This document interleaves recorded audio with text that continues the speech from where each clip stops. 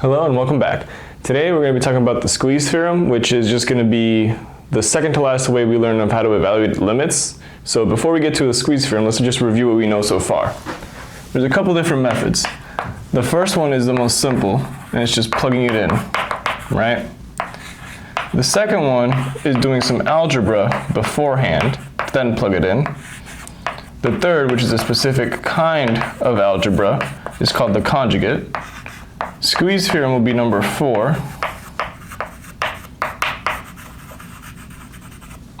And number 5 we won't cover just yet because we need to know what a derivative is and involves derivatives, so for now we will ignore it. Alright, now admittedly squeeze theorem is the rarest of the 5 methods you'll encounter. However, it is very useful because you're proving indirectly your limit. And if you ever get to multivariable calculus, you'll need to use that.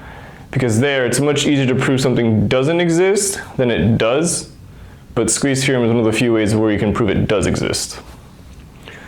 So, before we get to any of the math, because it can be a bit confusing, let's just have the basic idea, right? If you're a normal person and you get a pimple on your face, you typically give it a few hours before you start poking at it and squeezing it, right? And so let's pretend this dot here is your pimple, right? You can't just apply force like this, because then it's just gonna move that way and not really pop. So you have to do it from both sides, and you make it just like cornered, right? And when it's cornered, it has nowhere to go but out. Pimple popping, simple, right? That's sort of the idea of squeeze theorem, right? Because we're gonna have our limit, and we're gonna constrain it with 2 other functions.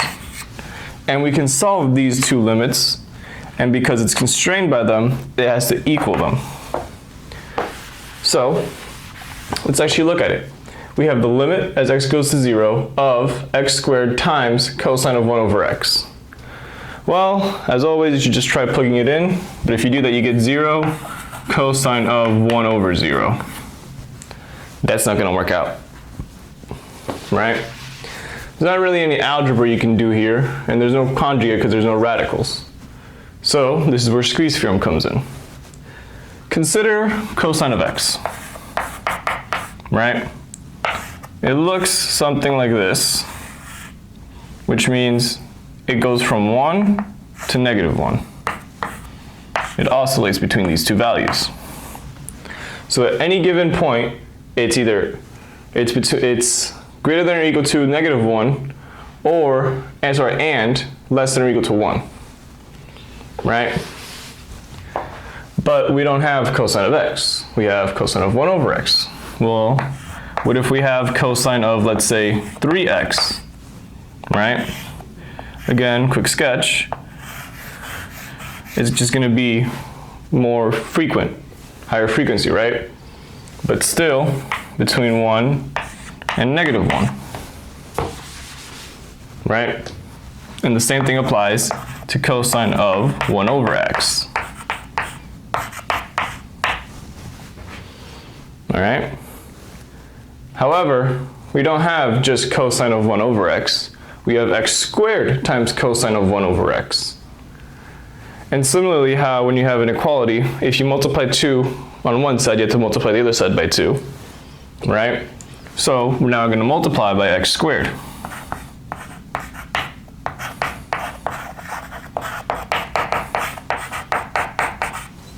Right?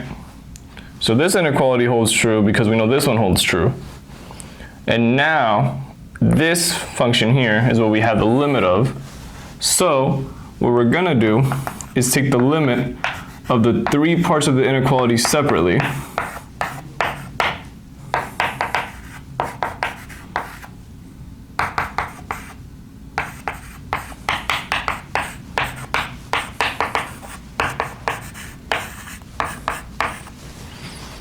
Right? So we now have this large inequality here with 3 different limits. And well, we can't evaluate this one, right? But we can do these 2, right? So we know the limit as x goes to 0 of x squared, that's just going to be 0, because 0 times 0 is 0. And same thing over here, right? So we get this inequality. So we have 0 is less than or equal to the limit as x goes to 0 of x squared cosine 1 over x, and that limit is less than or equal to 0. So we want something that is less than or equal to 0 and greater than or equal to 0. Well, it's the same thing, right? The same value. You can't have it be greater and less than if it's a different value. So you have to make it equal, which means this limit here comes out to 0.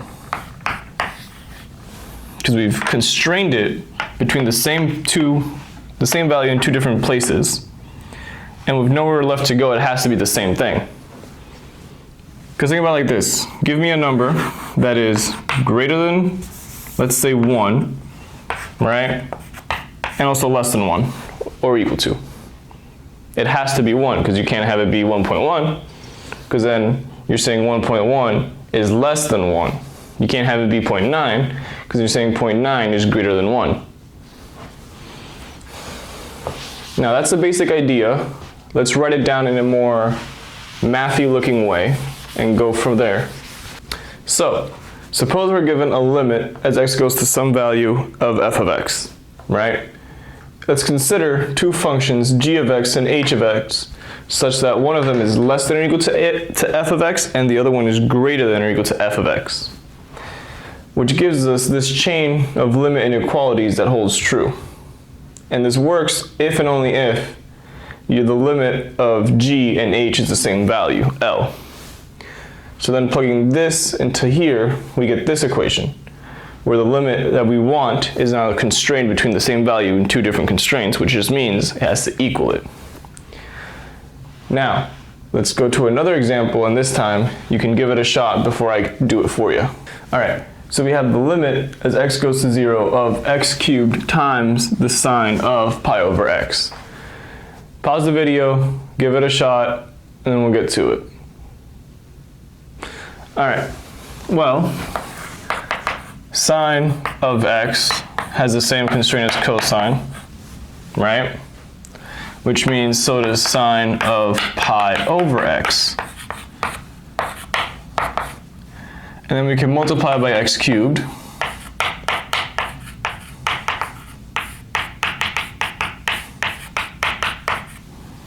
And now if we take the limit as x goes to 0 of x cubed, this is going to equal 0. Limit as x goes to 0 of negative x cubed is also going to go to 0. So we get 0 is less than or equal to the limit as x goes to 0 of x cubed sine of pi over x.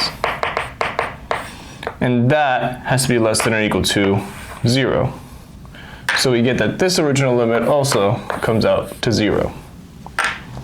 And now for our last question, we have the limit as x goes to infinity of sine of x over x. Now, this, I believe, is the first time we've done a limit that goes to infinity.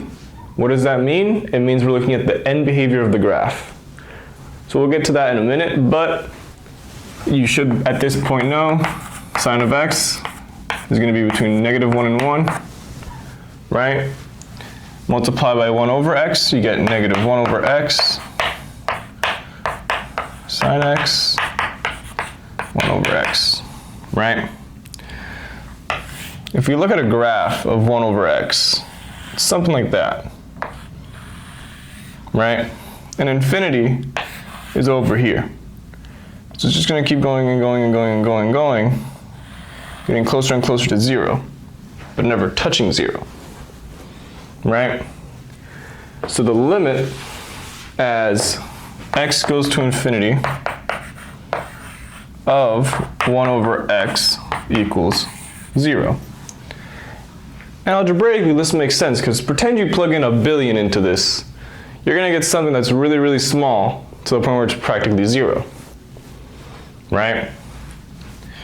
And then if you just factor out the negative sign from this, the negative limit x goes to infinity of 1 over x is still 0.